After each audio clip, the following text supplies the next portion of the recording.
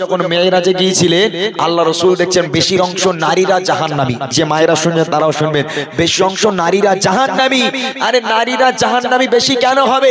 নারীদের জন্য জান্নাতে যাওয়া কঠিন নয়, নারীদের জন্য জান্নাতে যাওয়া সহজ।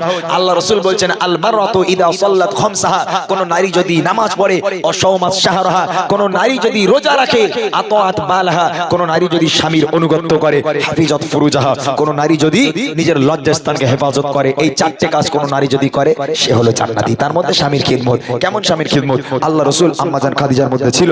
কবি ছন্দের মাধ্যমে লিখছে, শুনুন। কেমন ভালোবাসে নবী আম্মা খাদিজা,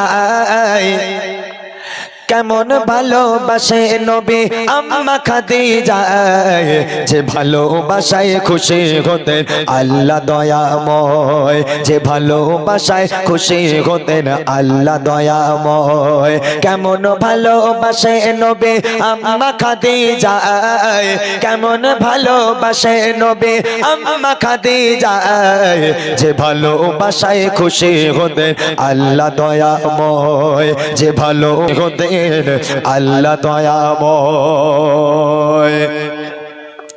ধনী ঘরের মেয়ে নবীর কাছে এসে বলে করব যে নিকাহ, ধনী ঘরের মেয়ে হয়ে আম্মা খাদিজা নবীর কাছে এসে বলে করব যে নিকাহ। নবী বলে ও খাদিজা কেন চাও আমায়, নবী বলে ও খাদিজা কেন চাও আমায়, রতনকে রতনী চেনে অন্য কেহ নয়, ও গো রতনকে রতনী চেনে অন্য কেহ নয়। কেমন ভালোবাসে নবী আম্মা খাদিজা, কেমন ভালোবাসে নবী আম্মা খাদিজা, যে ভালোবাসায় খুশি হতেন আল্লাহ দয়াময়, যে ভালোবাসায় খুশি হতেন আল্লাহ দয়াময়। আমার আপনার নবী দিনের দাওয়াত দিতে গেল, রাত তখন 1টা বাজে কি 2টো বাজে, গভীর রাত্রে যখন আমার নবী বাড়িতে আসে, একবার শুধু দরজা নক করবে, এরকম একবার। কোনদিন আল্লাহ রাসূল দুইবার কোনদিন দরজা নক করতে হয়নি, একবার দরওয়াজা এরকম টাচ করবে, দরজা খুলে যায়। আল্লাহ রাসূল আম্মা জান খাদিজাকে বলছে, খাদিজা তুমি কি ঘুমাও না রাত্রে বেলা? আরে আমি একবার টাচ করার সাথে সাথে দরজা কেমন করে খোলো, তুমি কি ঘুমাও না? আম্মা জান খাদিজা বলেছিল, হে আমার স্বামী, আপনি যখন বাইরে থাকেন আমি খাদিজা ঘুমোতে পারি না, আমার বড় ভয় হয়, না জানি কাফেরেরা কখন আপনার উপর আক্রমণ করবে, আপনার উপর অত্যাচার করবে, আমি খাদিজা টেনশনে ঘুমোতে পারি না। আমার মায়েরা পারবে এটা? ছেলে যদি রাত 1টার সময় কাজ থেকে অফিস থেকে বাড়ি আসে, দরজা মেরে মেরে ঘুষি মেরে মেরে দরজা ফেটে গেল, বিবির আর ঘুম ভাঙে না। কিন্তু আল্লাহ রাসূল একবার নক করার সাথে সাথে দরজা খুলে যায়। তাই কবি লিখছে, দিনের দাওয়াত দিতে নবী যায় গো দারে দারে, অপেক্ষাতে বসে থাকে বিবি নিজের ঘরে, দিনের দাওয়াত দিতে নবী যায় গো দারে দারে, অপেক্ষাতে বসে থাকে বিবি নিজের ঘরে, দরজা টোকা দেবার সাথে দরজা খুলে যায়, দরজা টোকা দেবার সাথে দরজা খুলে যায়, বিবি বলে আপনি ছাড়া ঘুম নাহি হয়, ও গো বিবি বলে আপনি ছাড়া ঘুম নাহি হয়। কেমন ভালোবাসে নবী আম্মা খাদিজা, কেমন ভালোবাসে নবী আম্মা খাদিজা, যে ভালোবাসায় খুশি হতেন আল্লাহ দয়াময়, যে ভালোবাসায় খুশি হতেন আল্লাহ দয়াময়। পরের দিন আবার রাত্রেবেলা বাড়ি এলো, এসে দরজা নক করেছে, দরজাটা খুললো। আম্মাজান খাদিজা দরজা খোলার পর আল্লাহ রাসূল দেখছেন মা খাদিজা জামাটা এমন জায়গা থেকে ছিঁড়ে গেছে, ও জামা সেলাই করাও যাবে না, তাবলি মারাও যাবে না, এমন জায়গা থেকে খাদিজা জামাটা ছেঁড়া। আল্লাহ রাসূল দেখে কেঁদে ফেললো। কেঁদে খাদিজাকে জড়িয়ে ধরে বলছে, ও খাদিজা, আমি তোমাকে ভালো রাখতে পারলাম না। তোমার আব্বা জানের এত সয় সম্পত্তি, এত সোনাদানার মালিক তোমরা, সব সোনাদানা তুমি আব্বার কাছে থেকে নিয়ে এসে আমি নবী আমার দিনের রাস্তায় সব ব্যয় করে দিলে। ও খাদিজা, আজকে তোমার জামাটা এমন জায়গা থেকে ছিঁড়ে গেছে, আমি সেলাই করেও দিতে পারবো না, আমি তোমাকে ভালো রাখতে পারিনি। আম্মাজান খাদিজা বলেছিল, হে আমার স্বামী, আমি আপনার কাছে কোনোদিন কষ্ট পাইনি, আমি খাদিজা ভালো আছি, তবে আমার তিনটে আবদার আছে। কি আবদার? আমি খাদিজা যখন ইন্তেকাল হয়ে যাব, দোকান থেকে আপনি যেন আমার কাফন কিনে আনবেন না, আপনার এই জুব্বা মোবারক, এই পিরান আমাকে কাফন করে পরাতে হবে। দ্বিতীয় নম্বর আবদার হলো, আমি খাদিজা যখন আমাকে কবরের মধ্যে রাখা হবে, আপনি নিজে কবরে নামবেন, কবরে নেমে কবরের চারপাশটা একটু হেঁটে হেঁটে ঘুরবেন, তাতে করে কি হবে, কবর যখন আমাকে আযাব দেবে, আপনার পায়ে ছাপ থাকলে কবর আমাকে আর পিষে দিতে পারবে না। আর তিন নম্বর আবদার হলো, যতক্ষণ পর্যন্ত মুনকার নেকির ফারিস্তারা আমার কবরে এসে সওয়ালের জবাব না করবে, ততক্ষণ পর্যন্ত আপনি আমার কবর ছেড়ে যাবেন না। এই তিনটে আবদার রাখতে হবে। আল্লাহ রাসূল বলছে, খাদিজা, তোমার তিনটে আবদার আমি মেনে নিলাম। তারপর দেখেন, বিবি বলে, ও গো স্বামী, মরণের পরে কবরে শোয়াবেন আমায় জুব্বা কাফন করে, কবরের চারিপাশে ঘুরবেন হেঁটে হেঁটে, কবর জানো নাহি পারে আমায় পিষে দিতে, থাকবেন বসে ফারিস্তাদের সওয়ালের সময়, থাকবেন বসে ফারিস্তাদের সওয়ালের সময়, কবরের কঠিন আযাব বড়ই ভয়ের হয়, ও গো কবরের কঠিন আযাব বড়ই ভয়ের হয়। কেমন ভালোবাসে নবী আম্মা খাদিজা, কেমন ভালোবাসে নবী আম্মা খাদিজা, যে ভালোবাসায় খুশি হতেন আল্লাহ দয়াময়, যে ভালোবাসায় খুশি হতেন আল্লাহ দয়াময়। ইন্তেকাল হয়ে গেল, মা খাদিজা মারা গেল। কথা মোতাবিক প্রথম শর্ত জুব্বাটা কাফন করা হলো, কাফন করে জুব্বাটা পরানো হলো। দ্বিতীয় শর্ত ছিল কবরে নামতে হবে। আল্লাহ রাসূল নামলো, কবরে নেমে একটু হাঁটা হলো। আল্লাহ রাসূল হেঁটে আম্মাজান খাদিজাকে কবরের মধ্যে শোয়ানো হলো। কবরের মধ্যে আম্মাজান খাদিজাকে শুইয়ে, মুখটা কোন দিকে থাকে ভাই? যখন মানুষ মারা যায়, কবরে যখন শোয়ানো হয়, মুখটা পশ্চিম দিকে রাখা হয় না? তো আম্মাজান খাদিজাকে কবরে শুইয়ে আম্মাজান খাদিজার মুখটা নিয়ে পশ্চিম দিকে ঘোরানো হলো। যেই পশ্চিম দিকে ঘোরানো হলো, অটোমেটিক মুখটা সামনের দিকে হয়ে যায়, আসমানের দিকে হয়ে যায়। আবার একবার চেষ্টা করা হয়, আবার একবার খাদিজার মুখটাকে নিয়ে পশ্চিম দিকে ঘোরানো হয়, আবার অটোমেটিক সামনের দিকে হয়ে যায়। এইরকম তিনবার যখন আম্মাজান খাদিজার মুখটাকে, ওই মরা মুখটাকে যখন পশ্চিম দিকে ঘোরানো হচ্ছে, পশ্চিম দিকে ঘোরে না, সামনাসামনি হয়ে যায়। আল্লাহ পাক সঙ্গে সঙ্গে বার্তা পাঠালো নবীর কাছে, হে আমার হাবিব, চিন্তা করবেন না, চিন্তার কারণ নেই, আম্মাজান খাদিজার মুখটা পশ্চিম দিকে ঘোরানোর দরকার নেই। আমি আল্লাহ খাদিজার উপরে এত খুশি, আমি আল্লাহ খাদিজার উপরে এত রাজি। আপনি আমার হাবিব চিন্তা করবেন না, খাদিজা আমি আল্লাহ আমার জন্য, দিন ইসলামের জন্য নিজেকে এত কষ্ট দিয়েছে, এত কুরবানি করেছে। আমি আল্লাহ চাই না খাদিজার মুখটা পশ্চিম দিকে থাক, আমি আল্লাহ চাই সোজাসুজি আসমানের দিকে থাক, যাতে করে আমি আল্লাহ আরশে মুআল্লায় বসে বসে আমি আমার খাদিজাকে প্রতিনিয়ত দেখতে পারি। একবার জোরে বলুন না সুবহানাল্লাহ। কি ভালোবাসা! তখন প্রশ্ন করেছিলাম না যে আল্লাহ পাক একটা নারীকে সালাম পাঠিয়েছিল আল্লাহ নিজে, এই সেই খাদিজা, যার মর্তবা অনেক।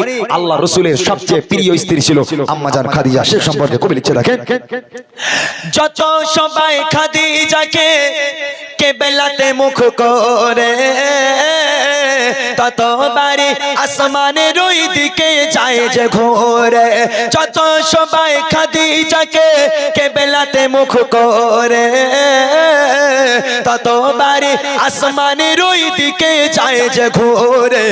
আল্লাহ বলে, ও গো নবী, চিন্তার কিছু নাই, আল্লাহ বলে, ও গো নবী, চিন্তার কিছু নাই, খাদিজাকে দেখবো বলে আমি সর্বদাই, ও গো খাদিজাকে দেখবো বলে আমি সর্বদাই।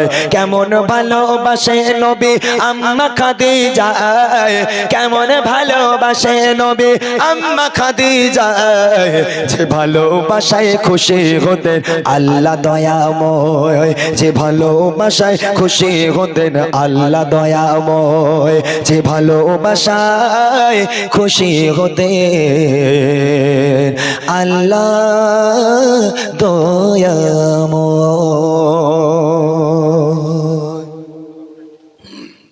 যাক মাশাআল্লাহ, শুনলেন খুব সুন্দর কালাম, একদম নতুন কালাম। এরকম কালাম অনেক ছিল, তবে আজকে বিশ্বাস করি খোদাকে, বিশ্বাস করি আমি, বিশ্বাস করব তোমাকে, বিশ্বাস করি নবীকে, বিশ্বাস করি খোদাকে, বিশ্বাস করি আমি, বিশ্বাস করব তোমাকে। কখনো আমায় ফাঁকি দেবে বলে যাবে না, আমায় বলে যাবে না।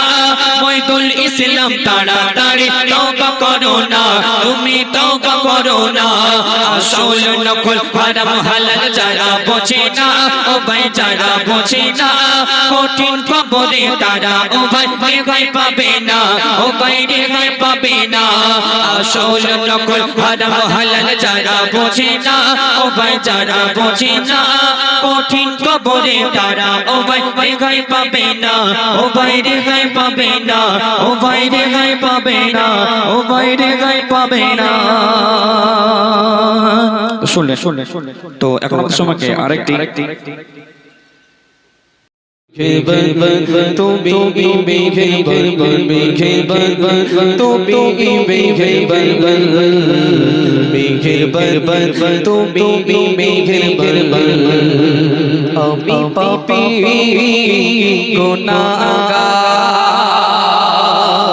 তুমি ছাড়া কে জানে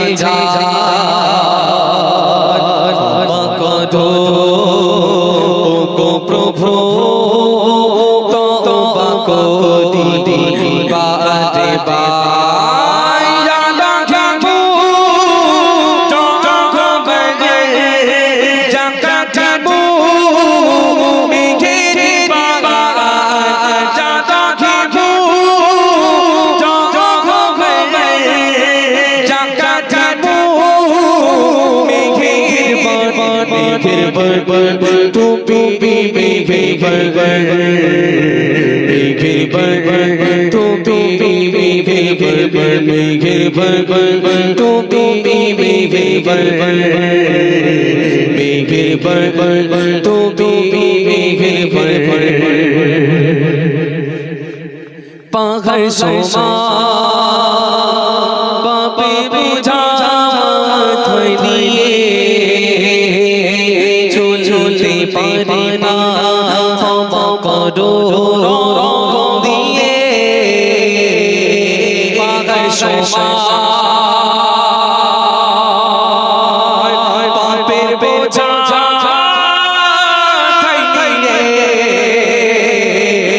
চলতে পারি না ক্ষমা করো দিয়ে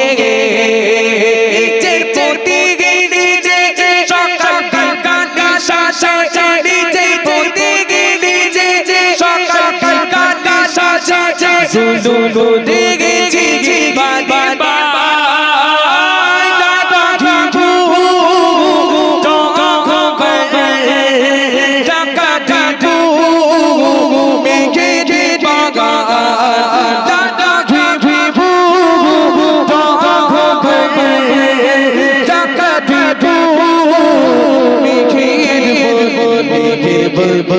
তুমি মেঘের বাবা মেঘের বাবা তুমি মেঘের বাবা মেঘের বাবা তুমি মেঘের বাবা মেঘের বাবা তুমি মেঘের বাবা সুন্দর জেনে না জেনে হাজার যাবে শাশুড়ে জ্যোতি গেছি পাখি দিয়ে ভুলে বুঝে না বুঝে হাজার যাবে শাশুড়ে জ্যোতি গেছি পাখি দিয়ে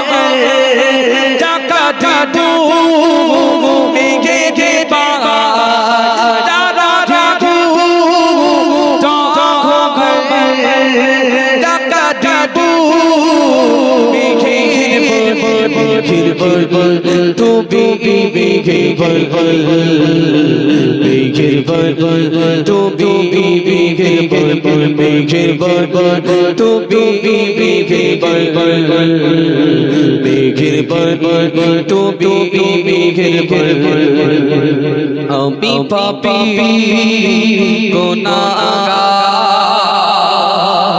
তুমি ছাড়া কে আছে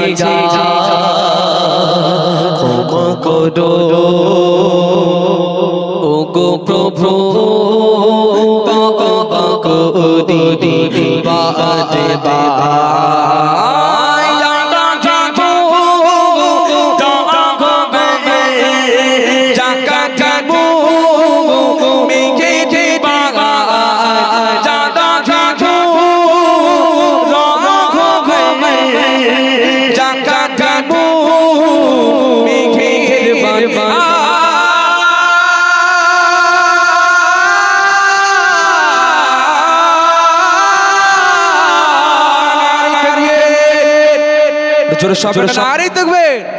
তো আমি আমার মিরাজুল ভাইয়ের কাছে দিয়ে দেব তানার মুখ থেকে সুন্দর সুন্দর নাতে রসুল নাতিয়া কালাম হামদে কাসিদা পরিবেশন করছে আপনারা ধীর স্থিরভাবে শ্রবণ করুন।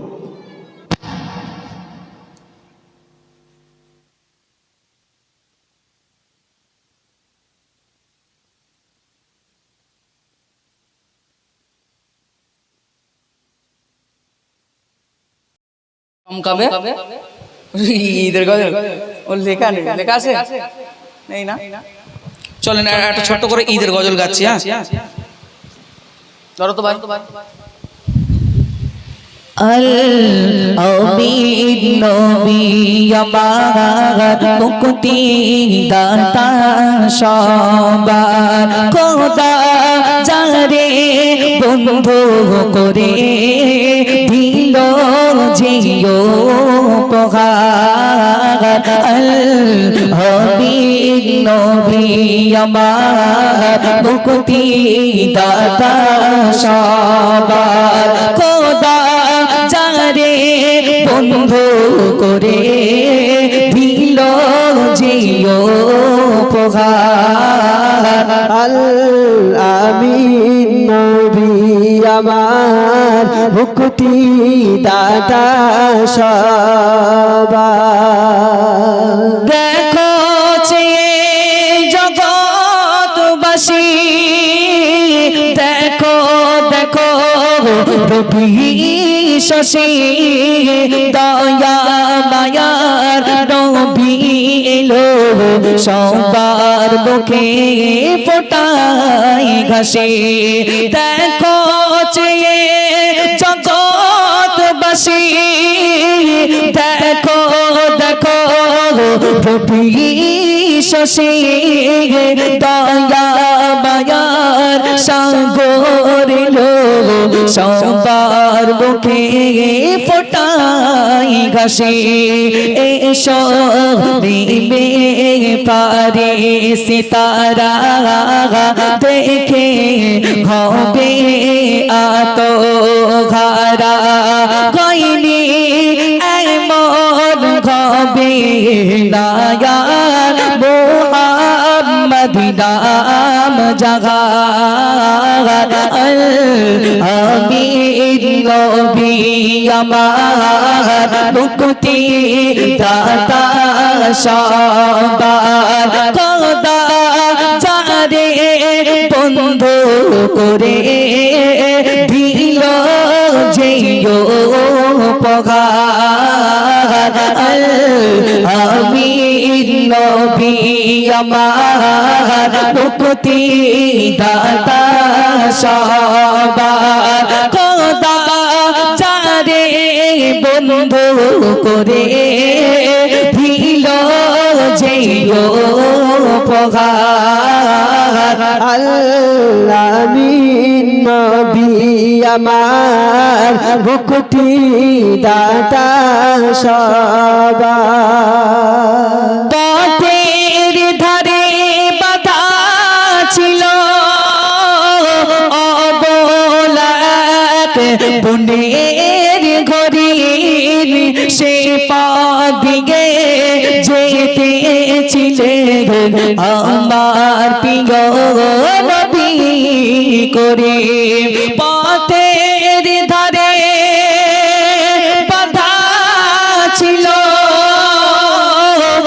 অবলাক বনের ঘরের সেই পথ দিয়ে যেতেছিলেন আমার প্রিয় নবী করে দেখে বলে নবী জিকে ছেড়ে দাও গো আজিয়া আমাকে কচি কচি বাচ্চা আমার পিপাসাই বেকারা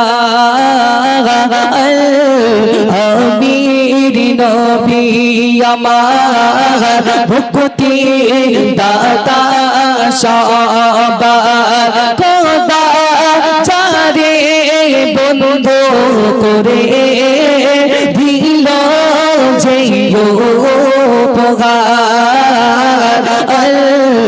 আমির নবী আমার ভক্তি দাতা সবার। ঠিক আছে, ঈদ হয়ে গেল, এবারে কি হবে? আচ্ছা আচ্ছা আচ্ছা কোচি, তোমরা জানো যে মা বড় না বাপ বড়? তোমরা জানো এটা? কে বড়? হাত তোলো। মা বড়, কে হাত তোলো? হাত তোলো, তোলো হাত তোলো। নামো নামো। এই কজন বলছে মা বড়? কে বড় গো? হ্যাঁ কেন কষ্ট হচ্ছে? ওটার বিশাল নেই। আচ্ছা চলুন, এবারে কিছু ঘটনামূলক গজল হবে ইনশাআল্লাহ। তার আগে একটা গজল আমি পরিবেশন করি। যুব সমাজ সব কোথায় গেছে? ফ্রি ফায়ারে চলে গেছে, তাই না? যুব সমাজ আজকের ফ্রি ফায়ারে সব। চলুন কবিতার ছন্দের মাধ্যমে কি লিখছে আমি একটু বলি। হ্যাঁ হবে ইনশাআল্লাহ, কারণ আমি জানি দক্ষিণ সারার ছেলেরা ফ্রি ফায়ার খেলে না, আর এরা ছেঁড়া প্যানও পরে না। পরে আমি তো দেখি না, আমি এত বছর ছিলাম দেখিনি। ছেঁড়া প্যান্ট পরে না, চুলের ডিজাইন করে না। ও আমি ভিতরে ছিলাম, দেখতে পাইনি বলছে। চলেন যা হয় মোটামুটি বনগার ওই সাইডে, আর এদিকে বসে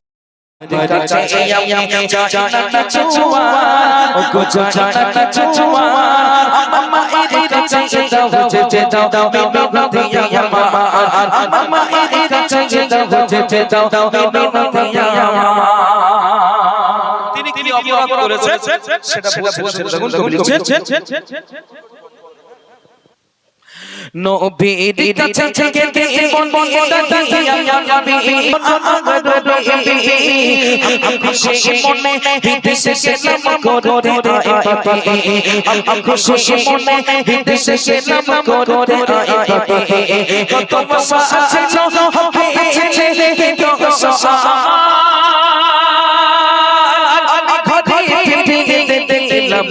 আমার গগনা আমি ঘরে ফিরে দিলাম গগনা তোর কাছে আমি চাই না চুমার ও চাই না চুমার মামা এর কাছে যেতে দাও বিনতি আমার মামা এর কাছে যেতে দাও বিনতি আমার। দাহিয়া কলবি তখন রসুলের কাছে তিনি কি অপরাধ করেছে বলছে, বলে ইয়া রসুল আল্লাহ হাবিব আল্লাহ হুজুর, আইয়ামে জাহেলিয়াতের যুগে কেউ যদি কন্যা সন্তান জন্মগ্রহণ করাতো তাকে কাপুরুষ বলা হতো এবং কন্যা সন্তানকে জীবিত দাফন করে দেওয়া হতো। আর কেউ যদি পুত্র সন্তান তথা ছেলে সন্তান জন্ম দিত তাকে সুপুরুষ বলা হতো। বলে ইয়া রসুল আল্লাহ হাবিব আল্লাহ হুজুর, আমার স্ত্রী যখন প্রেগনেন্ট ছিল, আমার স্ত্রীর গর্ভে যখন সন্তান এসেছিল, আমার মনে বড় আশা ছিল যে আমার পুত্র সন্তান হবে, আমার ছেলে সন্তান হবে, এই মনে আশা ছিল। আমি এই আশা নিয়ে বিদেশে গেলাম কিছু পয়সা করি উপার্জন করতে, কারণ আমার স্ত্রীর গর্ভে সন্তান। বলি ইয়া রাসূলুল্লাহ, হাবিব আল্লাহ হুজুর, আমি কিছু বছর অতিক্রম করার পরে যখন আমি দেশে ফিরলাম, যখন আমি আমার ঘরে ফিরলাম, এসে দেখলাম আমার কন্যা সন্তান হয়েছে, আমার পুত্র সন্তান হয় নাই, আমার মেয়ে সন্তান হয়েছে। সমস্ত সেই সময় জাহেলিয়াতের যুগের মানুষেরা আমাকে দেখে বলছে, হে দাহিয়া কলবি, তুমি তো খুব বড় মুখ নিয়ে বলেছিলে তোমার পুত্র সন্তান হবে, তোমারও তো হয়েছে মেয়ে সন্তান, তুমি কি তোমার মেয়েকে কখন তুমি মেরে ফেলবে? বলি ইয়া রাসূলুল্লাহ, হাবিব আল্লাহ হুজুর, যখন আইয়ামে জাহেলিয়াতের যুগের মানুষেরা যখন আমাকে চাপ সৃষ্টি করছিল, আমি কি করব ভেবে পাচ্ছিলাম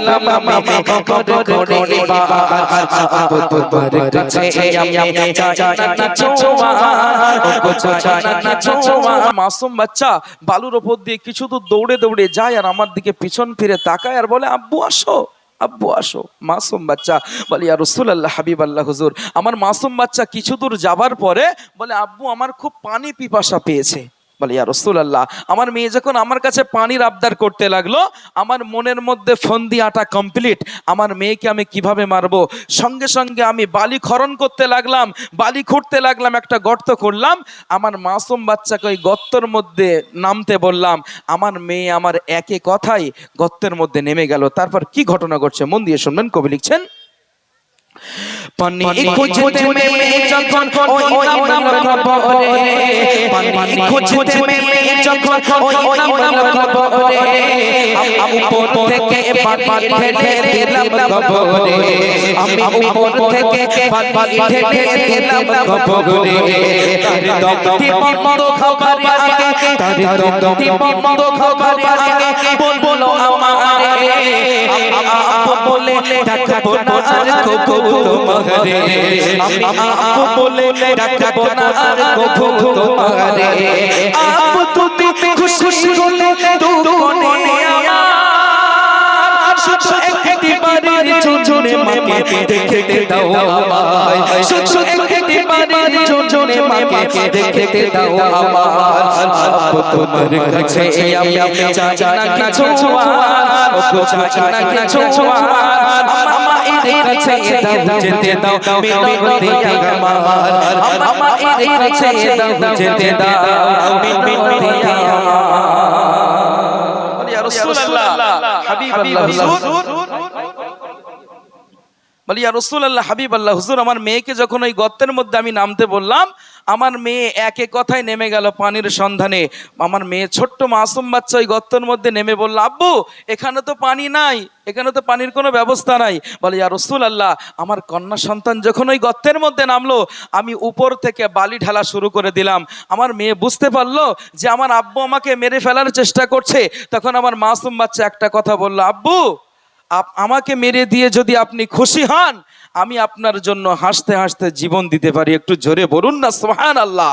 তারপরেও কন্যা সন্তান একটা দাবি করেছিল, আব্বু আপনি আমাকে মেরে দেন, আমার তাতে কোনো দুঃখ নাই, শুধুমাত্র আমার আম্মাজানের সাথে একটাবার দেখা করার ব্যবস্থা করে দিন।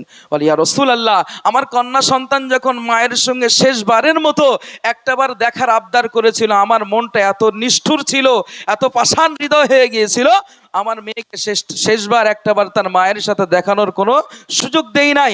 আমি সঙ্গে সঙ্গে বালি পুরোপুরি চাপিয়ে দিলাম, চাপিয়ে দিয়ে ওই কবরের পাশে, ওই গর্তের পাশে অপেক্ষা করতে লাগলাম আমার জামিলার জাহানটা কখন যাবে। কিছু সময় পরে ওই বালুর ভিতর থেকে তিনবার মা মা মা বলে আমার জামেলা চিরজীবনের মতো এহ জগৎ ছেড়ে পরজগতে পাড়ি দিয়েছে। ইয়া রাসূলুল্লাহ, আমি এই জঘন্য অপরাধ করেছি, আমার মেয়েকে নৃশংসভাবে হত্যা করেছি, এর ক্ষমা পাবো কি করে? তখন রাসূলুল্লাহ ঘটনা শোনার পরে তার চোখ দিয়ে অঝর নয়নে টপ টপ করে পানি পড়াচ্ছে, পানি পড়তে পড়তে দাড়ি মোবারক ভিজে গিয়েছিল। সেই দাহিয়া কলবিকে যিনি হত্যা করেছেন তানাকে লক্ষ্য করে নবীজি কি বলছে শুনতে থাকুন। কবি লিখছেন, দয়ার নবীকে তেরে বলে দাহিয়া কলবি, দয়ার নবীকে তেরে বলে দাহিয়া কলবি, তোমার ক্ষমা করবে কিনা রব্বি তোমার ক্ষমা করবে কিনা রব্বি তুমি ঈমান এনে মুসলিম হয়েছো সাহাবী তুমি ঈমান এনে মুসলিম হয়েছো সাহাবী তবু আজকে থেকে থাকবে দূরে জানায়ে আরজি তবু আজকে থেকে থাকবে দূরে জানায়ে আরজি বনে সাইফুদ্দিন আমি নারী জাতির কত সম্মান ওই নারী জাতি হলো তোমার জানাতে রাখা ওই নারী জাতি হলো তোমার জানাতে রাখা আব তোমার কাছে আমি জানা কিছু ও কিছু জানা কিছু আমা এর কাছে দাও যেতে দাও মিনতে আমার আমা এর কাছে দাও যেতে দাও মিনতে রাসূলুল্লাহ বলল হে দাহিয়া কলবি তুমি যে জঘন্য অপরাধ করেছো স্বয়ং আল্লাহ আপনাকে ক্ষমা করবে কিনা আল্লাহ বেহেতার ভালো জানেন তবে তুমি যে জঘন্য অপরাধ করেছো আজ থেকে তুমি আমার থেকে দূরে দূরে থাকবে ভালো লেগেছে ঘটনা হ্যাঁ ইনশাআল্লাহ আরো নিত্য নতুন ঘটনা রয়েছে মদিনার সব থেকে সুন্দরী নারীর সাথে মদিনার সব থেকে কালো সাহাবার বিবাহ কিভাবে হয়েছিল বলবো এখন তো বর্তমান সময় মেয়ের যদি একটু দেখতে ভালো হয় আল্লাহকে বলবো আল্লাহ একবার সুযোগ দাও যে স্বামীর পা জড়িয়ে পড়ে থাকবো ক্ষমা চেয়ে নেবো আল্লাহ সুযোগ দেবে না আমার মা বোনেরা এই স্বামী কি মূল্যবান জিনিস এই মন দিয়ে শুনুন কবি ছন্দের মাধ্যমে অতি মূল্যবান কথাই লিখছে দেখুন স্বামীর মনে মা বোনেরা ব্যথা দিও না আমার নবীর ঘোষণা ঘটনা শোনো মা ফাতেমা ঘটনা শোনো ফাতেমা স্বামীর মনে মা বোনেরা ব্যথা দিও না আমার নবীর ঘোষণা ঘটনা শোনো মা ফাতেমা ঘটনা শোনো মা ফাতেমা কি ঘটনা কবি ছন্দের মাধ্যমে লিখছে দেখুন যুদ্ধ করতে যাবে আলী হাতে নিল তলোয়ার যুদ্ধ করতে যাবে আলী হাতে নিল তলোয়ার মা ফাতেমা স্বামীর কাছে করলো এমন আবদার মা ফাতেমা স্বামীর কাছে করলো এমন আবদার যুদ্ধ থেকে ফেরার পথে আসবে যখন ঘরে একটি নতুন জামা কিনে আনবে আমার তরে একটি নতুন কাপড় কিনে আনবে আমার তরে এই কথা শুনে মওলা আলী বড়ই দুঃখ পায় এই কথা শুনে হযরত আলী বড়ই দুঃখ পায় যদি আমি